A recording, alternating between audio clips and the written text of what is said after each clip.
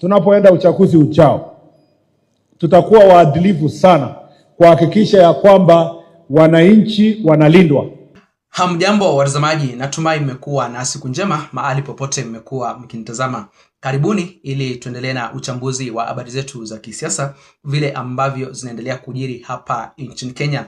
Na watazamaji, mambo yanazidi kuchemka tena zaidi ndani ya serikali ya Kenya Kwanza. Sasa hivi ni takriban miaka miwili tangu waziri wa usalama wa mambo ya ndani Mheshimiwa Kipchumba Murkomen kuchukua usukani kutoka kwa waziri wa zamani Mheshimiwa Kithure Kindiki. Na chini ya uongozi wa Mheshimiwa Kipchumba Murkomen, watazamaji wangu, nchi ya Kenya inaonekana usalama unaendelea kuzorota kila uchao kutokana na ghasia ambazo zinaendelea kushuhudiwa maeneo mbalimbali. Sasa hivi viongozi mbalimbali wanaendelea kuvamiwa na goons.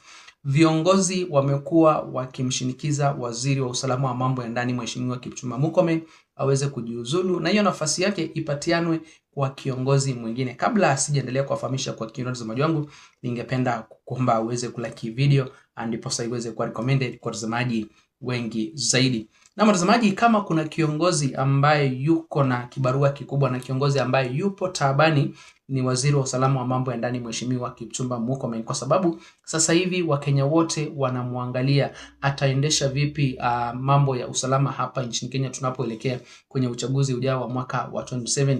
Je, ni kiongozi ambaye anaweza kuaminika na uchaguzi ujao wa mwaka wa 2027?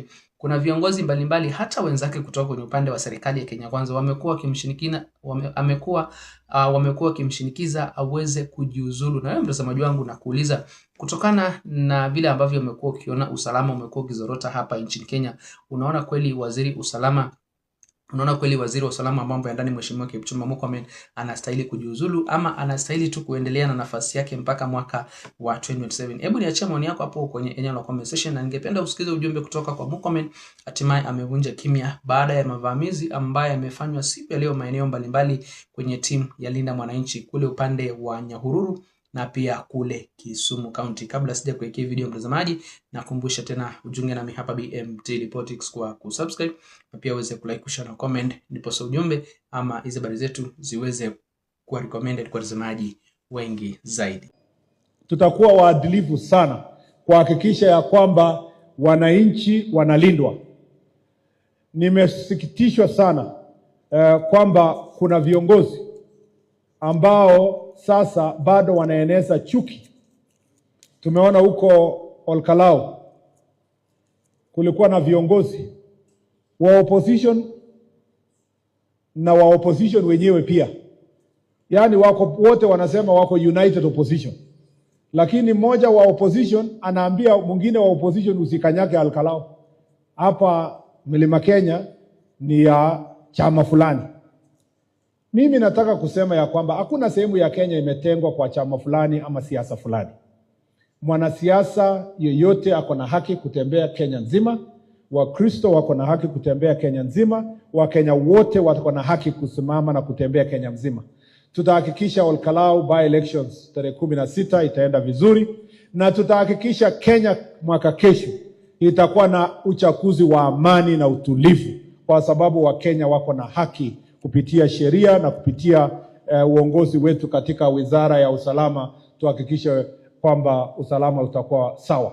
I hope the police and DCI will be able to arrest each and everybody who tried to attack Linda Mwananchi in Kehumbu, because when I saw police there and I saw goons walking around with jembe sticks, what is this? Does it mean we have surrendered our security? The reason is because the Minister of Interior is busy doing politics, and my position has never changed about him. He's just incorrigibly incompetent, and he's no longer incompetent. He's a failure. No, he should have done that before. But you know, when I see him, where I come from, he's busy running around in social events, funerals. I'm told every Monday like today he wants to know who has died and when is the funeral, so that he can have a forum to attack some of us, some political leaders from the region, to attend and attack politics. Because as a Minister of Interior, you must be sitting somewhere in your office and monitoring the security situation, especially when we are going to an election like we are in this 2027. Let me just understand. Mtazamaji, kama vile ambavyo umeweza kumsikiza, huyo ni Waziri Kipchumba Murkomen ambaye anasema ya kwamba mambo ya usalama yatakuwa yanaimarishwa, na hivi karibuni kuna maofisa wengi wa polisi ambao watakuwa wanatumwa ground ili kukabiliana na goons ambao wanazidi kuhatarisha usalama wa wananchi pamoja na usalama wa wanasiasa. Lakini haya mambo ya goonism na visa vya maofisa wa polisi ama police brutality ambavyo vimekuwa vikishuhudiwa chini ya uongozi wa Kipchumba Murkomen ni mambo ambayo yamekuwa yakileta sifa mbaya kwa hii serikali, na mpaka hata viongozi kutoka kwenye upande wa serikali, upande wa UDA, wamekuwa wakisema ya kwamba hivi visa viweze kukomeshwa. Wanamuomba Kipchumba Murkomen aweze kujiuzulu, lakini hakuna hatua yote ambayo watazamaji wangu imewahi kuchukuliwa dhidi yake. William Samoei Ruto amekuwa na mazoea ya kubadilisha mawaziri, lakini hakuna siku amewahi kubadilisha waziri wa usalama wa mambo ya ndani. Kuna mawaziri wengine ambao wananchi wamekuwa wakilalamika kuhusiana na kazi zao na hao wakaweza kubadilishwa, lakini unaona bado Kipchumba Murkomen ndio anaendelea kushikilia pale. Unaona vile ambavyo usalama unazidi kuzorota, vile ambavyo goons wanaendelea kutake over mikutano za kisiasa, goons wanaendelea kuwanyanyasa wananchi. Na sasa tunapoelekea pale mwaka wa 2027, na wauliza tena watazamaji wangu, mnaona kweli tunaweza kumwamini waziri wa usalama wa mambo ndani Mheshimiwa Kipchumba Murkomen na usalama wa wananchi na pia usalama wa kura ama uchaguzi mkubwa wa mwaka wa 2027? Kwanza kabisa kuna huu uchaguzi ambao umeanza kumpatia wasiwasi